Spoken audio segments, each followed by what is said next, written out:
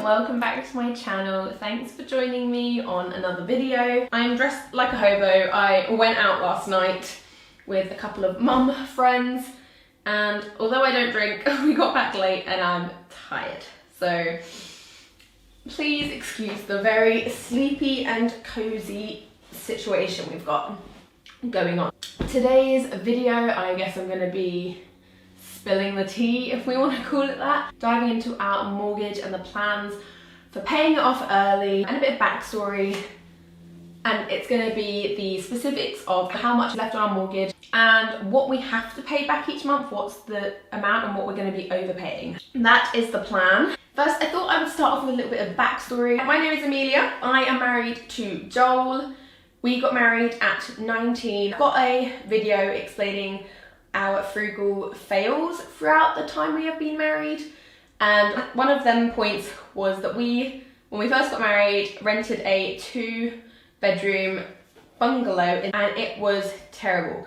We rented it because it was the cheapest we could find, but it was infested in with black mold. It was horrible, and it set in us, I think, the beginnings of our frugal journey, because where we got married so young, we just had to make things work, and living in that bungalow made us realise how much we wanted to find our own place and not live in a mouldy bungalow. But then, nearly a year after we got married, we actually were able to buy our first property, which was a shared ownership in a city near where we live currently. So we lived in the city.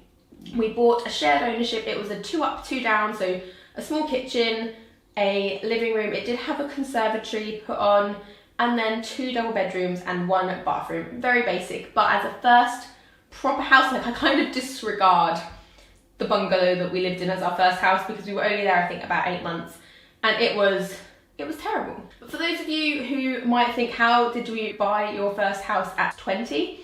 When we were living in the bungalow, we were not earning much money. By not much money, I think we were living off about 1,000 to maybe 1,500 a month for both of our work. It was not much. We were taking home a very small amount. I think our rent was about £450, and we were somehow managing to scrimp together and save £500 a month, and that was to go eventually onto buying our first house. We were doing that for about 6 months when Joel's dad came to us and said, looking back, it's insane. He said, just remember guys, I've got that money sitting there for you to buy a house. And me and Joel were like, huh? What? What money now?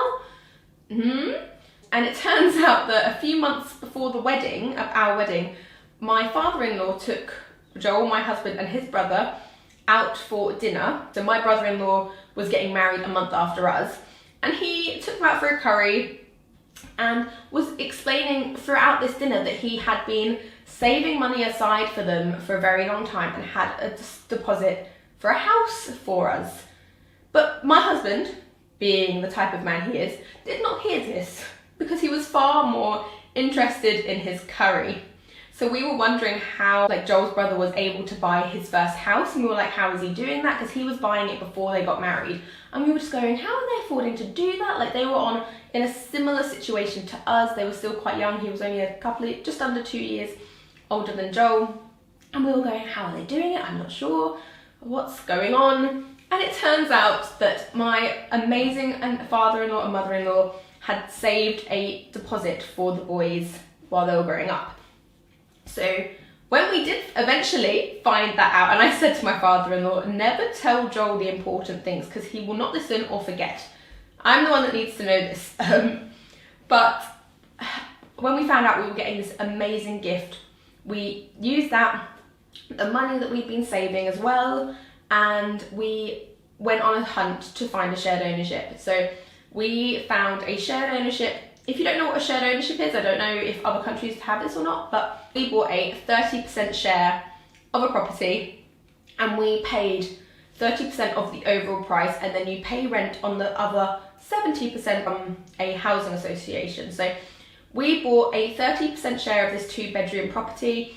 We bought it without a mortgage. We were able to just about buy it without getting a mortgage because of my wonderful father-in-law, who to this day, he will never realise, I think, how much we appreciated that, and it's made us want to be able to do the same for our children because it did change our lives. I'm also weirdly actually really glad that we didn't know about it before we got married, because it did instill in me the frugal living and like frugal concepts that I live to today. And I wonder if when we got married we found out we had that money and maybe bought a shared ownership then, I wonder if I wouldn't have been as frugal because I wouldn't have had to be. Whereas the encouragement of wanting to get out of that bungalow definitely made me be super careful with our money. But we were able to buy 30% of a property outright without a mortgage, and then on the final 70% we rented from the housing association, and it was about £200 a month, so it was hardly anything. We were very, very lucky and very blessed, and I'm very aware of how lucky we are, and that most people are not in the situation that we were in. And when we were living in the bungalow, we did all of the maths and figured out how long we needed to be there until we'd have a decent deposit for a shared ownership. And we would have had to get a mortgage, of course, if we weren't given that money. But we probably would have been able to buy a shared ownership about 2 years after we got married. So we were able to do it a year and a half earlier than our original plan. We did not have to have a mortgage, so we were very lucky, and it propelled us in our financial situation for years forward from where we would have been if we didn't receive that money. So I am very aware. Please don't come for me and say you're not really frugal because you got given it. I understand most people's parents do not do that for them, and from doing that, it has made me really want to be able to do it for my children as well. And we do save and invest for them so that one day we might be able to do the same for them. Anyway, I'm going off on a tangent. So we were paying £200 a month rent, and because we were paying so little, we were able to save quite a lot while we lived there. We lived there we moved when my youngest was about 3 months old. So we lived there for about 5 years, I think. The house we're in now is a 3 to 4 bedroom semi-detached house that we bought nearly 4 years ago. Jeez, that's gone fast. We moved out into the village, and we were able to sell our 2 up, 2 down. We made a bit of money on it. The house that sold for the same price as what we bought our current house for. So although we didn't own that, we only owned the 30%, the overall market value was the same price as what we bought our 3 to 4 bedroom semi-detached. So that's why we decided to move out to the villages on the outskirts of the city that we live in, because it was so much more cheaper. But house prices had dipped a little bit. I don't know if anyone remembers, but when Brexit was put through, house prices dipped a bit. So we thought, we're going to buy now because it's going to go back up again. Whereas most people were telling me how it's going to go down, just wait. And I was like, no, I'm going to go now because it will go back up. So we started looking, and it took us months. And we ended up putting in the offer for this house on my due date with my youngest. We moved in 4 months later. It was a really long process. It was very draining and stressful. But we moved in about June time 2019. When we bought this house, we got a £100,000 mortgage and a 10-year fixed rate on that £100 mortgage. And we had a lot of people call us crazy for getting a 10-year fix. However, we could not risk not, because when we moved, we only had the one income and we had to know how much we were paying each month because it was going to be tight. We took security of knowing how much we will be paying over potentially the interest rates going down. And it was at 2.79% that we got this. The house we moved into was a fixer-upper. It needed a lot of work. A year down the line, no, 2 years, it got delayed because of COVID. But 2 years later, we took on an extra mortgage of £20,000 to be able to do the work that was needed in the house. We had a mortgage of around £120,000 to be able to buy this house. We got that over, so we got it when we were 25, and we got it over 25 years. So we would have been mortgage free at 50 years old. With the second mortgage that we took on for £20,000, it was classed as something called a green mortgage. The interest rate was only 0.75% over 5 years. So we have paid hardly any interest, and we will pay hardly any interest on that extra mortgage. It was so worth it, we found. So that's kind of the backstory from everything. So we've got Now we currently have, let me check on my phone because I'm not great at remembering specifics. But as of today, the amount we owe over the 2 mortgages, 4 years nearly after moving in, is £106,700. So that is how much of the mortgage we have left. We have nearly 6 years fixed left on our larger mortgage, and we have, I think, 3 years left nearly fixed on our second mortgage. And let's go through how I'm planning to get mortgage free and how long I plan to take. We currently will, if we keep paying the minimum payments that we have to make on our mortgage, and without interest rates changing, which of course I know they are, but let's leave it at the 2.79% that we have our fixed rate as. We currently intend to be mortgage free January 2042. At 19 years, we'll be mortgage free if we just left it rolling. However, we don't intend to leave it rolling. We intend to pay off our mortgage.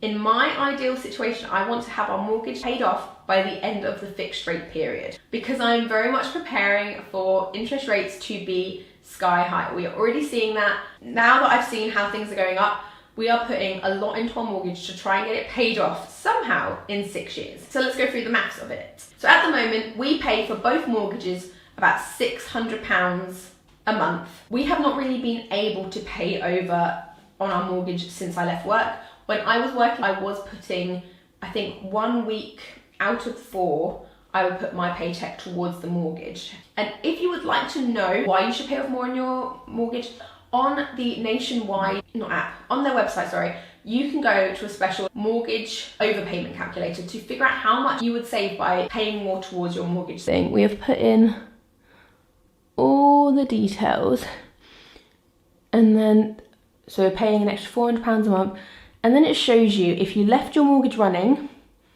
roughly how much you'll pay in interest, how much, like how long the length is, and then it shows you if you overpay, which if we paid over like £400 extra a month towards the mortgage, this is how much the interest will be. So we're immediately saving £15,000, and then we'll pay it off over 10 years. Just by paying an extra £400 a month towards the mortgage, it will take the length of the mortgage down by 9 years to 10 years. But we are aiming to pay it off by the end of the fixed rate. The way we plan on doing that is, yes, we're paying £400 a month towards the mortgage. That's the minimum we intend to pay towards the mortgage. What we're planning on doing is, at the end of the month, normally if we have any money left over, it will go into savings. But what we tend to do, so the first day of the month we put everything where it needs to go. We have a designated amount of money for the savings, for the food, for all of these different things. But let's say food and fuel, for example, they can differ. So although we budget £400 for food in a month, if we spend less than that, and at the end of the month there's an extra £100, then that can go straight towards the mortgage. Let's say I start making money, a little bit of money from my YouTube videos, they will go onto the mortgage, as it's an extra bit of money that we weren't planning for and we don't need. And this is something we're planning on doing now. But before we could pay a bit of extra money, what I did used to do, on the banking app that I use, you can choose to collect the loose change. So if you buy something in a shop for £10.49,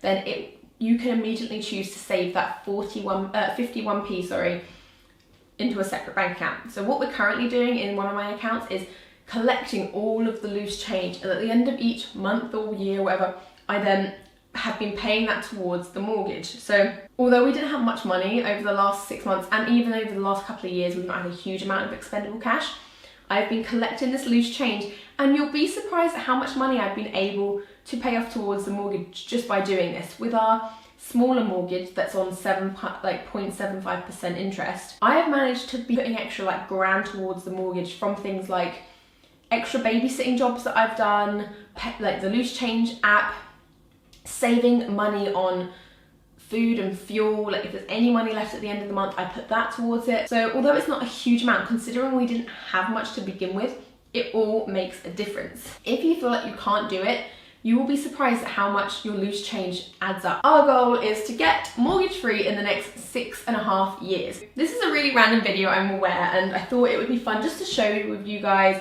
how much we have on a mortgage, how we intend to pay it back, and Obviously, a lot can change in that time. So although this is our goal, is to get it paid off in 6.5 years, so many things can change that. This is what we intend to do with how our lives look at this moment in time.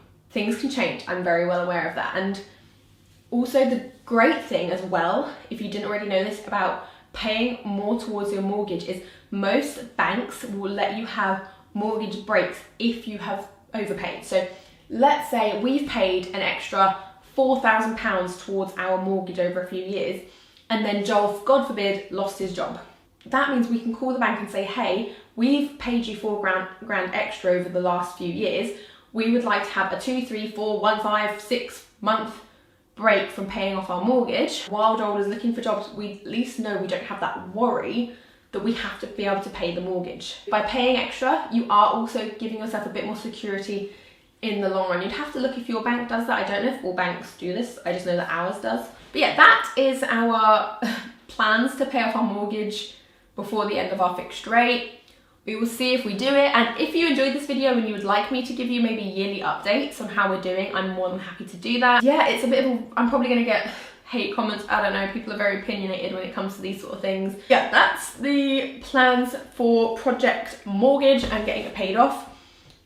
However, I am a bit of an extreme person and a bit crazy a lot of the times and have these crazy ideas. So you never know, I might just decide to, like, I've been trying to convince Joel for years to move abroad, so things might completely change if I get my way and go, let's move abroad. But we will see. But everything, life changes so quickly, we can never be too certain. It's good to make a plan, but it's also good to be prepared that the plan can change. But yeah, that's everything for today, guys. This is a bit of a random video. I hope you enjoyed it. I'll link that website, the overpayment calculator, down below if you would like to go through and figure out how much you'd be saving if you paid a bit more on your mortgage. I would encourage you to do it either way, because sometimes just seeing it, like an extra £100 a month, can make such a difference, especially if you've got high interest on your mortgage. Get that bad boy paid off. As soon as you have a house paid off, I feel like life just can become easier, because you think, once I've paid off this house, we have that £1,000 a month that we were overpaying just free, just as spare money that we can invest, that we could even travel with, like, if you wanted to. Like, there's so many things you can do when you have a mortgage paid off. I'm very looking forward to it. As you can tell, I'm a bit passionate and a bit crazy about that. That was everything for today, guys. I will stop rambling. I hope you enjoyed this video. If you did, please like, comment down below. It really helps me. If you like me and you don't get annoyed by me, you're welcome to subscribe. I understand if not, because I'm very annoying. It's just who I am. It's in my nature. Have a lovely day. I will see you in my next video. Bye, friends.